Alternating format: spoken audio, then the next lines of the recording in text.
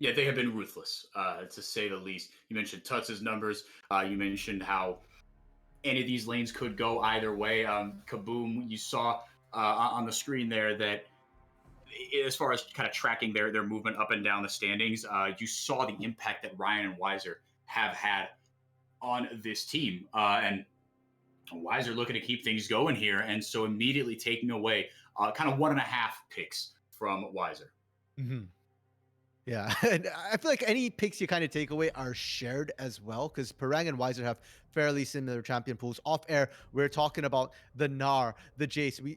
Robo's Gnar did not impress me. He's not really part of the winners club when it comes to Gnar. Now he's in it technically because he won, but it really wasn't off his back. Whereas Parang and Weiser, when they've had Gnar, they've carried games. These guys are masters at it. And the other ban that gets thrown a lot at these Korean top laners is the Jace as well. So far, neither have been banned.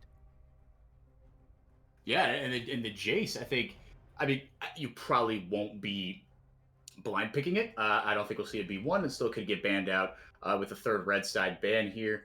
Desave not going to be able to pilot the Senna either. Interesting that getting taken away immediately. I think it's the Kaisa ban immediately.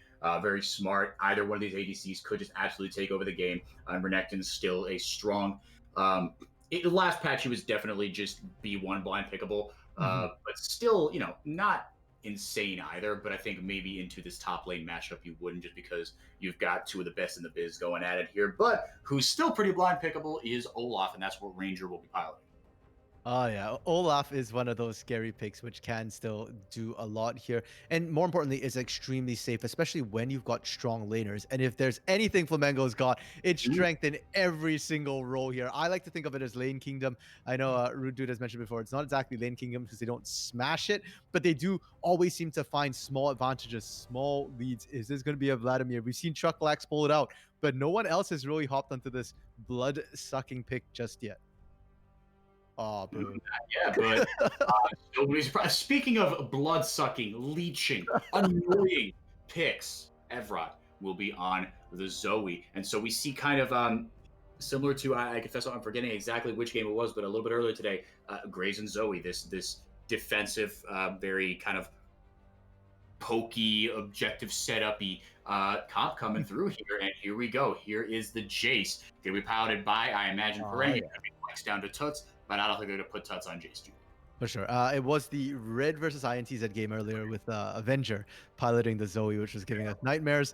And honestly, I like the fact that they left both Gnar and Jace open, because I feel like if you ban one, then Flamengo just get their pick of whoever's OP.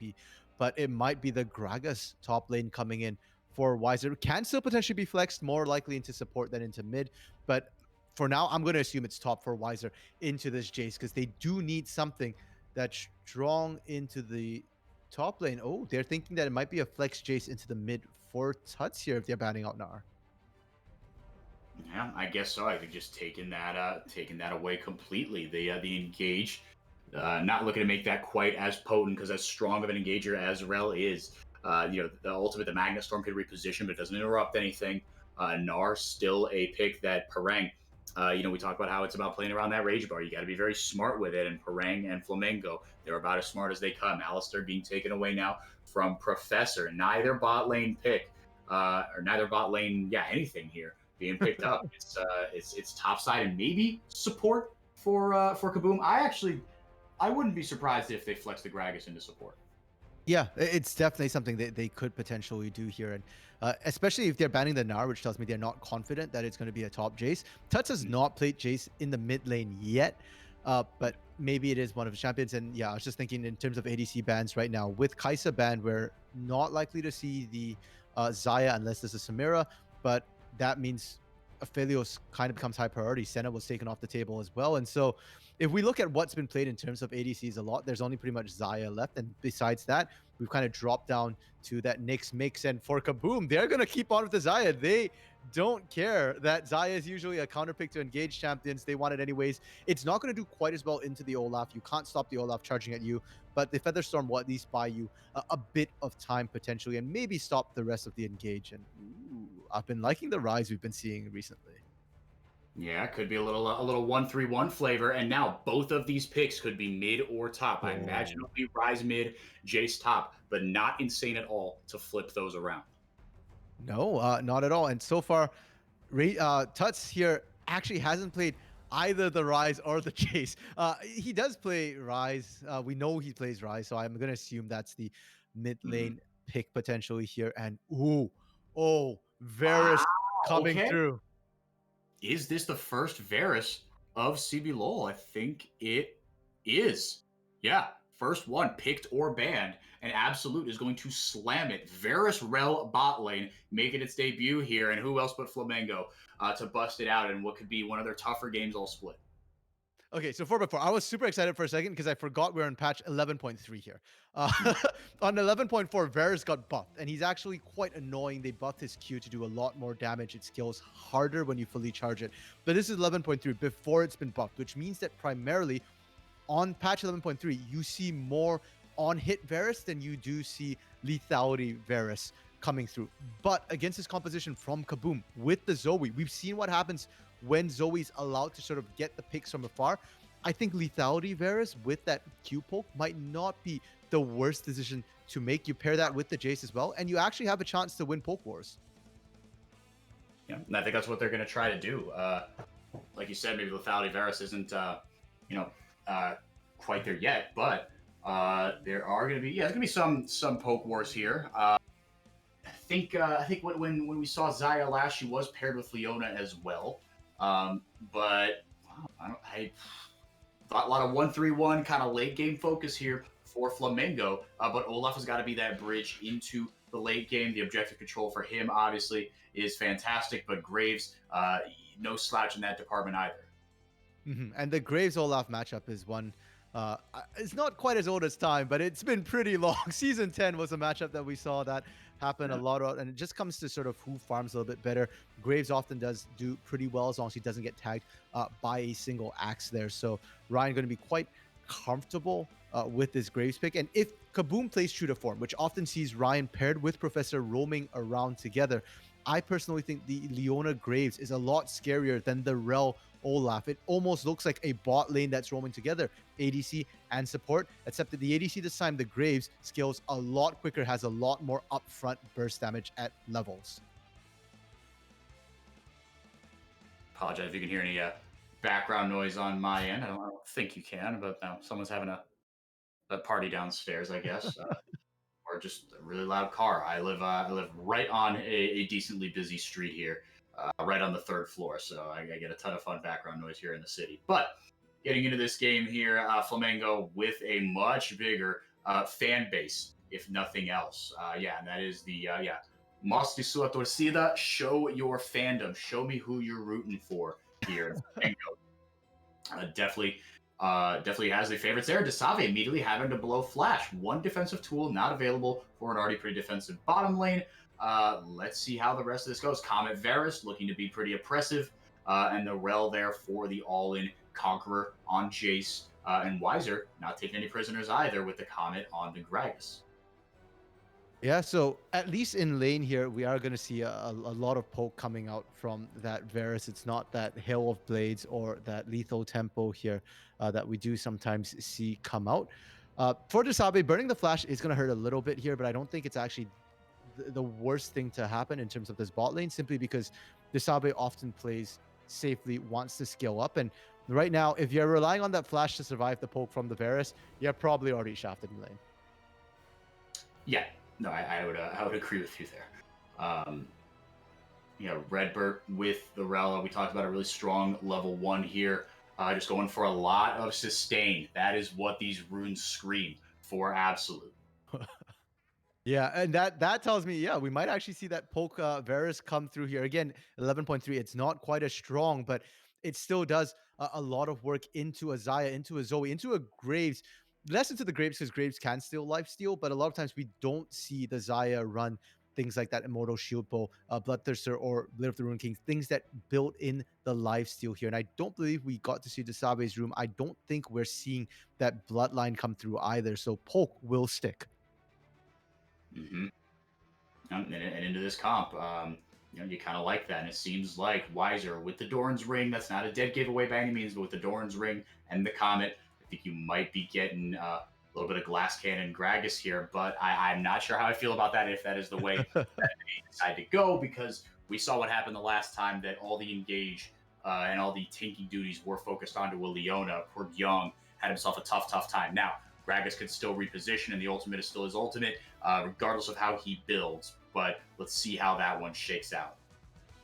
Yeah, and we already saw the AP Gragas Forte come through earlier, and honestly, it didn't look too bad, right? Like, just because in competitive we're used to seeing tank Gragases more frequently doesn't mean that the AP build isn't viable, especially when you're running into the Jace here, who's very, very squishy. That is potential. Engaging the bot side, I don't think that's what they wanted. Nope, Professor immediately knows. He flashes away. Ranger was there saying, "What's up, boo?" I was ready to pounce on Professor if he didn't flash away, but now 2 flashes down for the bot lane of Kaboom. They've got to be really, really cognizant of how they manage this wave, try to track as best they can where Ranger's going to be.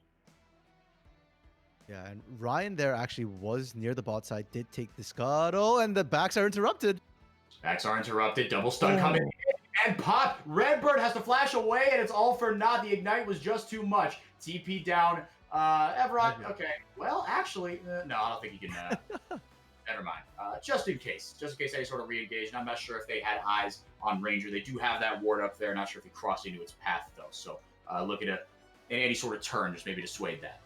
Yeah, and for Redbird right now, this is a ballsy move. You can see that Absolute was not in a position to follow up. And Everett right now on that Varus is not that strong in the early levels. He wants to poke people down first, and Desabe and Professor weren't actually that low. To be fair to the side of Kaboom, I don't think they expected to do that much damage as well, because Everett's TP felt like, oh, I'm backing you guys up. But as we saw, completely unnecessary there. They had more than enough burst to handle it down. Everett doesn't lose too much for it, does get back to lane to pick up the CS and still has a nice lead. But it spells good things for this bot lane of Kaboom that flashless, they still won that.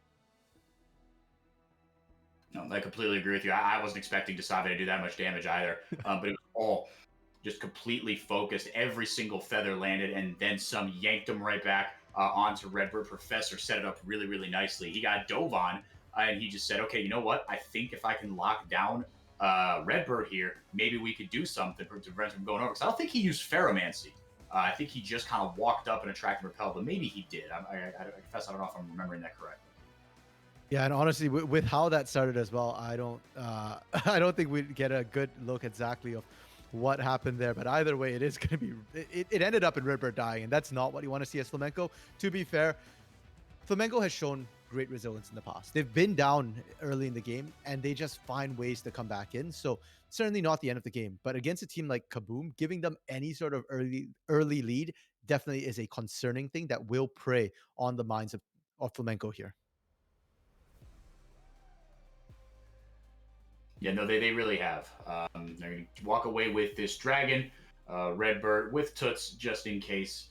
Just trying to, yeah, in case there was some shenanigans going on there. But Ryan, still maintaining a pretty hefty farm lead right now because, yeah, Ranger has just been paying more attention to these lanes, and the inefficiency can start to hurt you if you are Olaf, especially as Core Drinker isn't as much of a thing anymore. You know, your late game viability does go down. You've got to make use of this early game so far. So all the eyes are going to go to Herald and see if they can, try to secure that.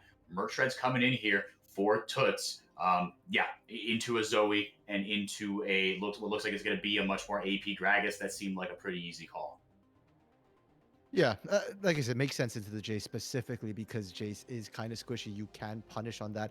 You also do have the tankiness from Professor coming through. And while in the earlier game of Red versus INTZ that we saw the risk of running sort of just a one tank composition, I think it's pretty good into the likes of Flamenco here because you're not going to want to stand around and take that poke from the Jace and the Varus. You want to show up and you want to just force fights when you're grouped up. If not, then maybe you look for picks, and in that case, the tank matters a little bit less if you're just looking for individual picks. Yeah, no, I think that difference is good to articulate. I think you're right. Herald spawning here shortly. As Toots going to walk away with that blue buff. I'm really looking forward to seeing Toots potentially run Riot here. side lanes. I think they've drafted themselves a nice little kind of 1-3-1 here. Into the late game, it'll be really, really nice for them. Now, into the late game, Kaboom's comp scales pretty well as well, but I think I would give that edge anyway to Flamengo, as Absolute able to trade back onto Professor with that W start. It's so tough. Professor has that sneaky tankiness, but now Mhm. had to burn the cleanse, but he has hit 6 now, but Desave catches up in level right after. Yeah, so Everett burning anything is kind of irrelevant because this is a unsealed spellbook Zoe. This is not that airy Zoe that we saw before here. So this is that sort of Zoe that's going to run through summer spells like other people run through their Qs. So no point tracking that. And instead, it's more important to track where they're going here because they're looking like they might come for Parang. There are wards, good flash, and they need it to look top side.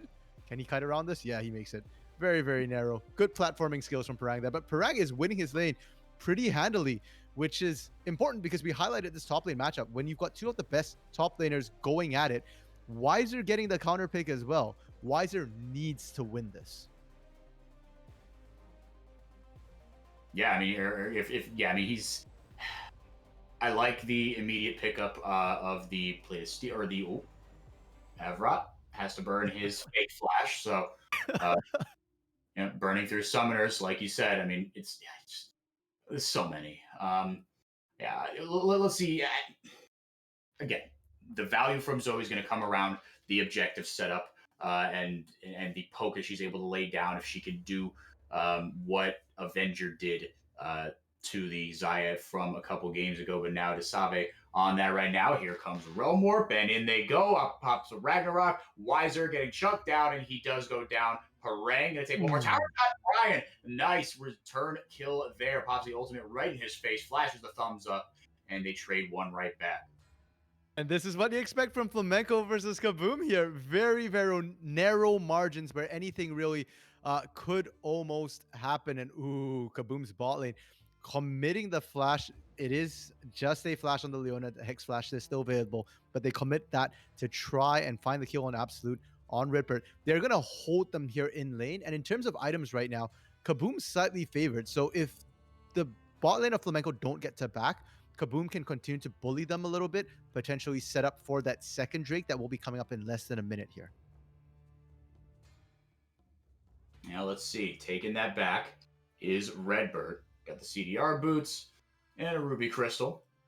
Right now, as Absolute is trying to charge up, really try to charge up the tier himself, going for lethality early and then into that Mana Moon late. I think he might just sit on that Dirk. I think that's exactly what he's going to do. It's not something that's too uncommon. Avrot picking up the cleanse there. Stevie Trouble Rubble gonna miss. Land Tuts goes down. Kaboom. Little by little. How's that for creating prio for a dragon? That's what you love to see from the side of Kaboom. And the way they're playing right now, the lanes are fairly close. So these picks, the action that they're generating right now could potentially be a game-turning difference. I didn't talk about scaling earlier because on the surface, before you're completely right. Flamenco, they've got the rise. They've got great scaling here. But I'm not sure what Absolute's running. And if we do see the lethality Varus come out, then his scaling is going to be a lot worse than the Xayah. If he goes on hit, his scaling will be better, but more difficult to apply because with that sort of on hit Varus, you need to apply all those blighted stacks, which can be a little difficult here. So I don't know if Flamenco actually want to just sit back and scale for now. They are making proactive moves on their own, though, so maybe they can try and play through this top side where Parang has found a pretty significant lead and they're looking to bully. But Ryan's here. Are we going to see the 2v2? Ranger able to throw an axe out to undercut the potential of a fight with the undertow. That was the forced joke of the day from me. We won't see it, I don't think, so far. Harold had been picked up by Ryan as well, so we'll see where he was able to bust that out. Ooh. Now to Save. Ooh. Nice repel, but the Feather Storm is enough. Wow. Yeah, such a safe pick. I mean, yeah, if there's I think, yeah. I mean, that Xayah Leona combo seems to be doing kind of exactly what you want. It's because Leona is such a potent roamer, right? We saw that with Gyong as well a couple games ago, and Desave because he's so safe. If you have a Xayah, you have Flash and Cleanse also. right? And then if you go into Yeah. a kill force, potentially, you can leave her just completely alone in that bot lane. Yeah, and you can see the amount of things they threw down there. There was the Chain of Corruptions, the Magnet Storm, the Dismount, like just all the CC there. And Desabe gets out of life. That said, with everything blown, Professor might have to go back down to babysit a little bit here because allowing those sort of roams constantly out is very, very risky. Herald being dropped in the mid lane, they get some plates here. And normally I'd not like it, but we're already at 13 minutes here. So there wasn't that much more time for them to get plates off. It was a very, very late first Herald. Yeah, no, it really was. But no matter how poor the Herald usage is or can be, it's always better to use it than not. Which seems like, well, yeah, no duh. But I don't want us to get too hung up on good Herald, bad Herald. Red Herald, Blue Herald, or whatever. You still want to get the value you can out of it. And indeed, the Gale Force coming in here for Desave, where it's Absolute going right into that Duskblade, just going straight lethality. Because really, the only person you have to deal with as far as a tank is Professor. Night Harvester is going to be coming in soon for Wiser. Ryan, I do like the itemization into the Immortal Shield Bow to kind of counter that. Because there is a lot of really heavy burst potential onto him, and he's got to get up close and personal to deal that damage. So I've liked the Immortal Shield Bow itemizations from the past couple Graves. Yeah, and the Immortal Shield Bow coming through for Parang as well tells me that Parang isn't looking to be that poke monster. He's looking to be the split push monster. So he's matched up against Wiser, found the measure of his mark, and decided that, you know what, I like this matchup. This is something that I'm okay into doing later in the game as well. Not a great sign for Kaboom, but also for Flamenco, this does take away some of their potential poke coming up in siege situations. And as long as the turrets are all standing right now, I think we're going to see the back and forth that we've seen here, where it's a lot about which junglers are rotating to catch things out. And that favors Kaboom, because Kaboom's been the one to be able to find most of the objectives while this has been going on. Flamenco want a turret to go down. They want to start rotating their lanes together and set up a siege situation where they can poke, where Tuts can help them rotate together as a team with that Realm Warp here. And right now, I'm not sure which is going down first, top side for Flamenco or bot side for Kaboom, but either side, either way, it should allow Flamenco to start doing more than just lane. Yeah, and that's what they want to do because they do have immense map presence, or at least potential for map presence. I think the 1-3-1 is going to be fantastic because as this game rolls on and as Kaboom just start to accrue more advantages, granted the gold is basically dead even. Actually, it's literally dead even. You know, that's how Flamingo are going to need to start creating these advantages. And you don't go 10-0 without good macro play and without just good identification of your win conditions, because as good as Kaboom have been so far, this lead is far from insurmountable. It's only 2 Drakes to nil. The towers are even, the gold is even. They've got the scaling on their side, the 1-3-1, the map presence ability as well. And I mean, my gosh, just all the scaling on the. Oh, I'd love to see all the tiers, all the scaling. Yeah, gotta cry harder here as out of Flamenco. And I'm afraid to hope right now. Kaboom has been up ahead in terms of gold for most of this game. In the laning phase, they've been the proactive ones to find the advantages, and they're finding another proactive play down here. Oh, Wiser was sat there ready and waiting, the wide waiting arms of Wiser here, and that's going to be their third Drake, and it kind of feels like maybe, could it be, potentially, possibly Flamenco's first loss?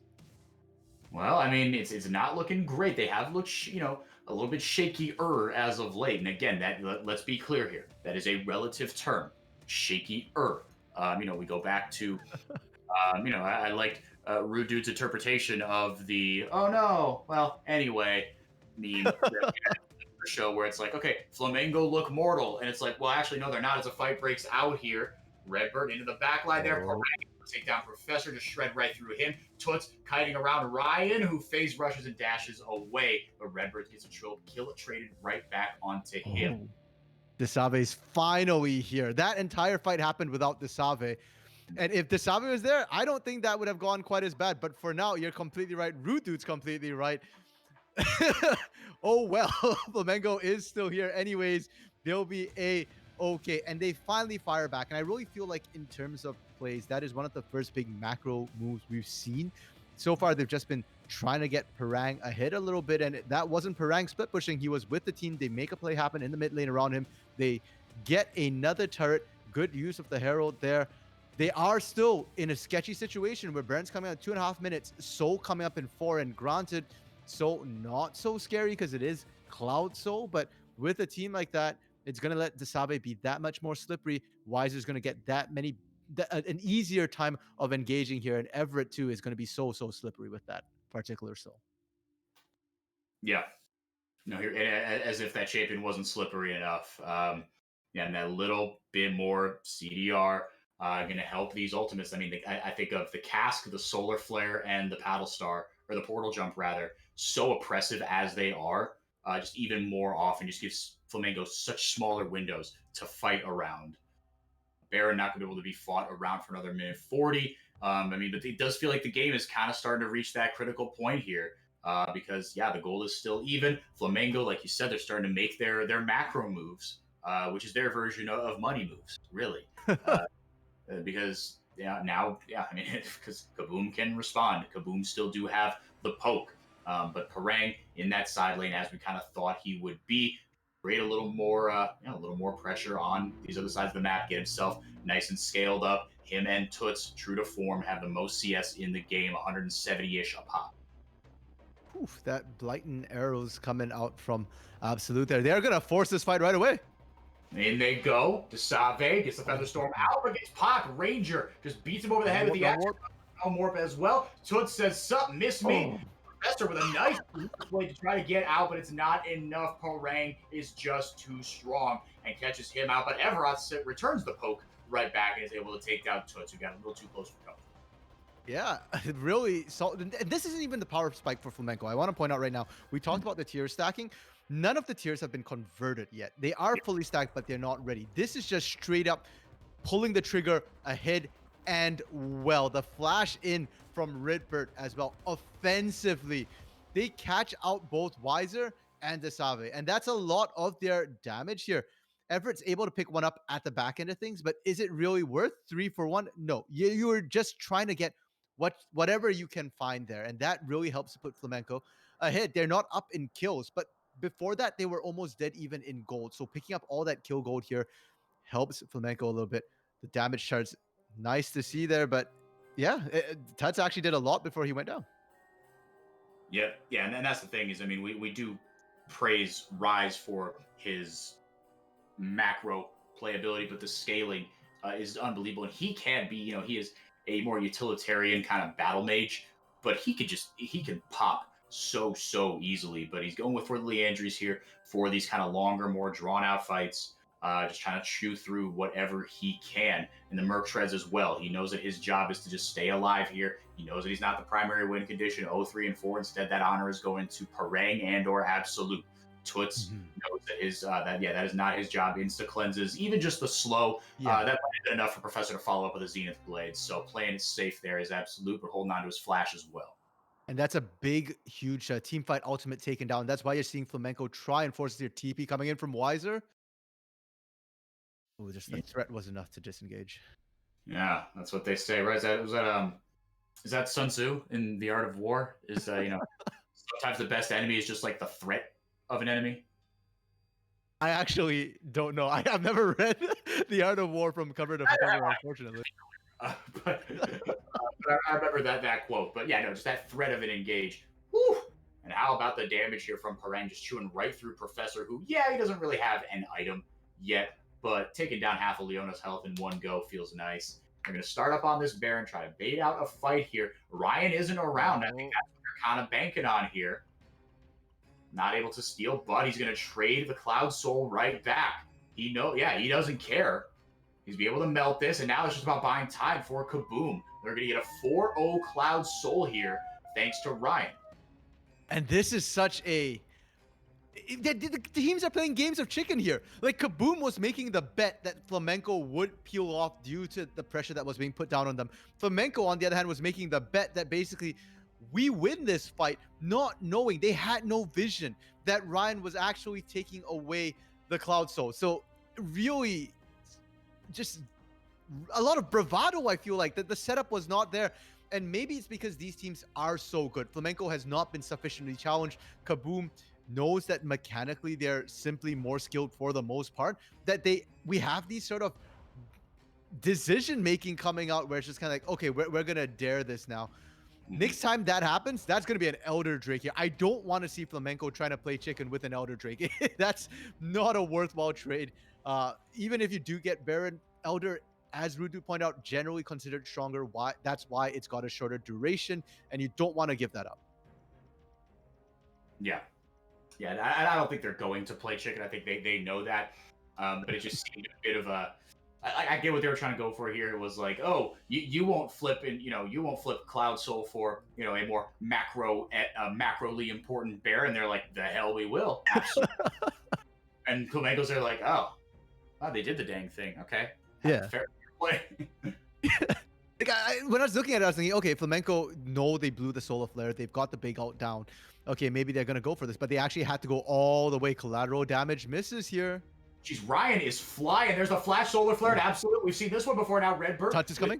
Gage. Tuts joining the party here. Can lay down a bunch of damage. And Ranger with the Ragnarok picks up now 1 but 2 kills. They turn it immediately. Redbird in. The Featherstorm up. Able to help the Sabe disengage. And now, just can't get the Blade Caller pull back to root anybody. And Evrot can't land much either. Parang joining the fight, offering moral support for his team. But that's a big fight for Flamengo.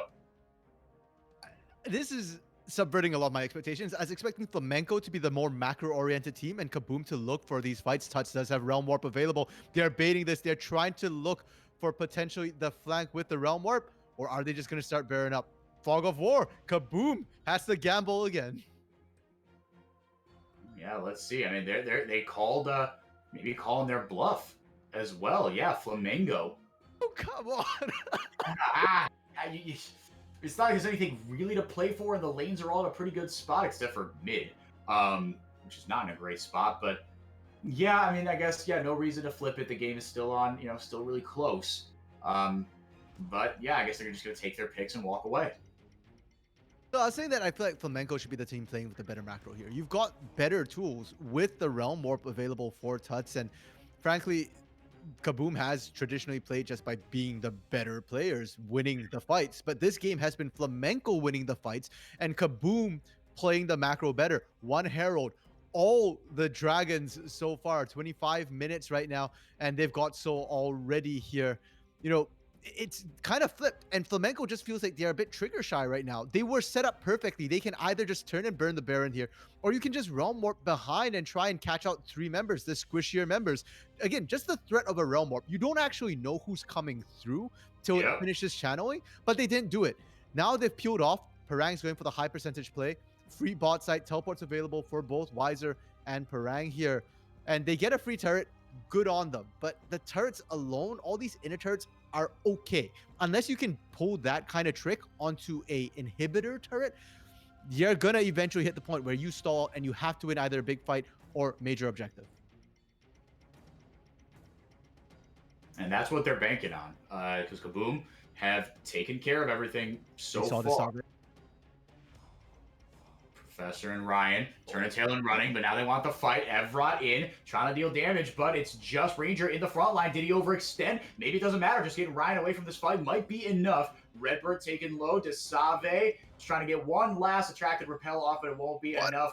Boom. Punish a sloppy fight. My goodness, Ranger. All right. Ranger did whatever he could in that fight. That was... I understand. Okay, so I understand why Flamenco did what they did. They saw Desave on a ward and they were like, okay, we pull the trigger. We go. We've got a numbers advantage.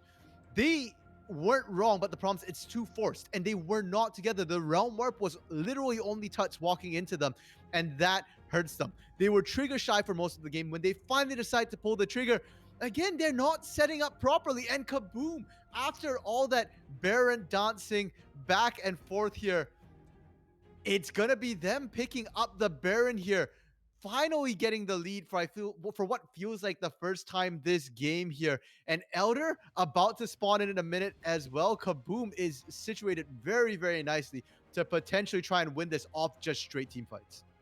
Yeah, here we go. I mean,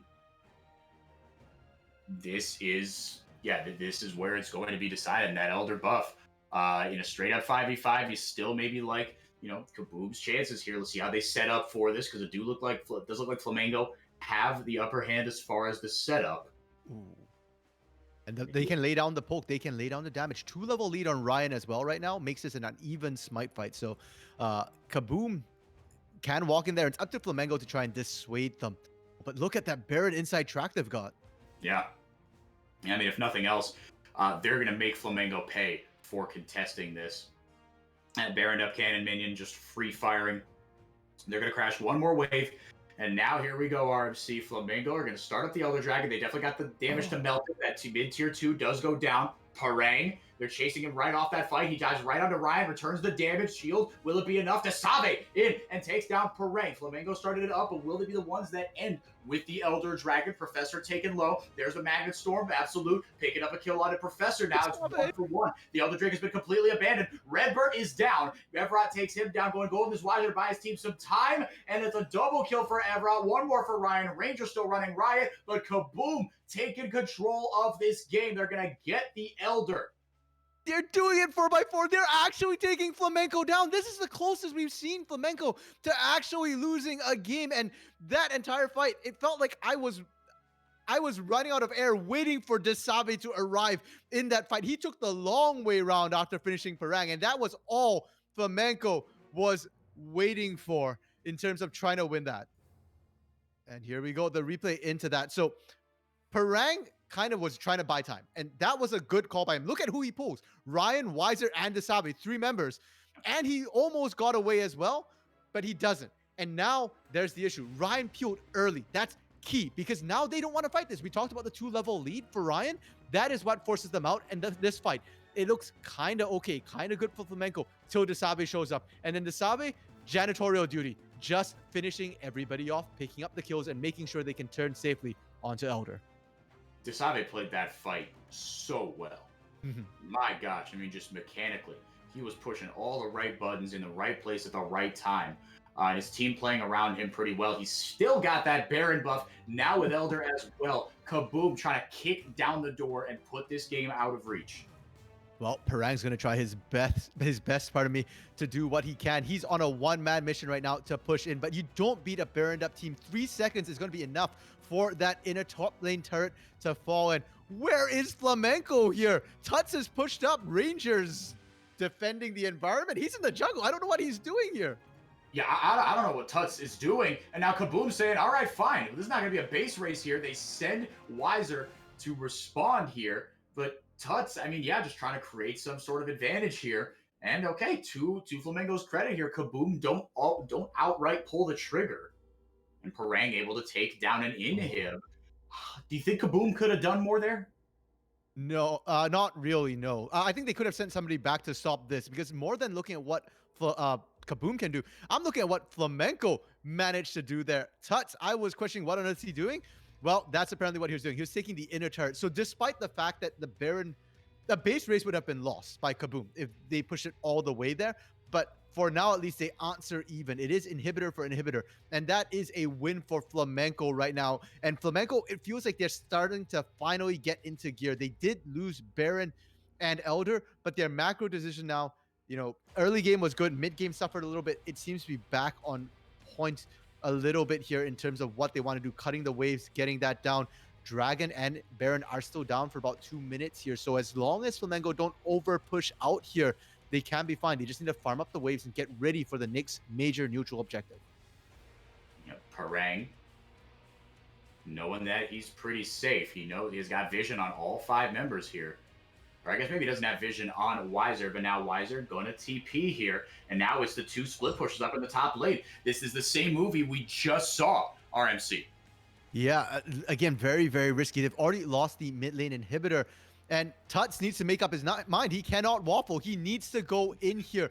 Wiser being sent back means this bot side push is going to be a little bit risky. I don't know if they can actually push this into 3, and there's no minions for Tuts and Parang. This time, the trade not worth it. They lose inhibitor for an inner turret here.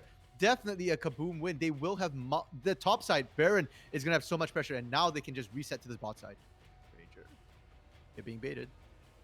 Ranger Getting cheeky, and he goes. He's got Redbird with him as well. Out to Ragnarok, and he gets deleted. The shield might be enough from the Scarab's Gauge. That is still a strong item, folks.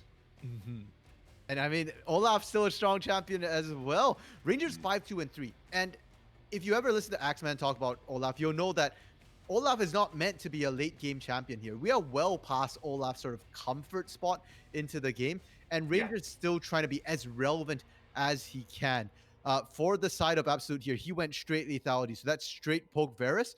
He's kind of a little bit past his comfort zone as well. You can see that he's not even efficiently clearing out the minions quite as well. And for Parang is still somewhat relevant with the Lord Dominix here with that Immortal Shield Bow, but a lot of his strengths in the split pushing, and they're trying this again. Why the bot lane? There's no inhibitor here. Baron is being started up. Redbird looking to get cheeky here. Yeah, no response. There's nothing else to take in response besides maybe, the bot lane. I mean, I guess it's further away from Baron, so if you try in the mid lane, maybe not, but that top lane is now getting... Ranger is chasing enemy minions into his own base. If Baron wasn't taken, maybe you get a Nexus turret. Maybe one. Oh, they got stopped here, but it's Wiser getting caught out. Ooh, that's a lot of damage from the cast. Toots is down. Oh, this could signal the death knell for Flamenco right here, right now. They have supers pushing in top and mid. They have Baron buff. They can't just push in the bot side, and even if they don't end it right away, that will be double super minions coming in. Teleports in the mid lane. They're just looking to end it right here. Here they go. Is this what we've been waiting for? Kaboom. Baroned up super minions right down the mid lane, right down the throat of the best team in Brazil. Sleepy Trouble Bubble lands. Desave just flying with the ghost as well. Solar Flare going down. One makes a turret down. There's the other one. And there it is, ladies and gentlemen. Kaboom Esports take down Flamengo for the first time all split. 18-0 dead. Giants fall on this Saturday afternoon. Woohoo!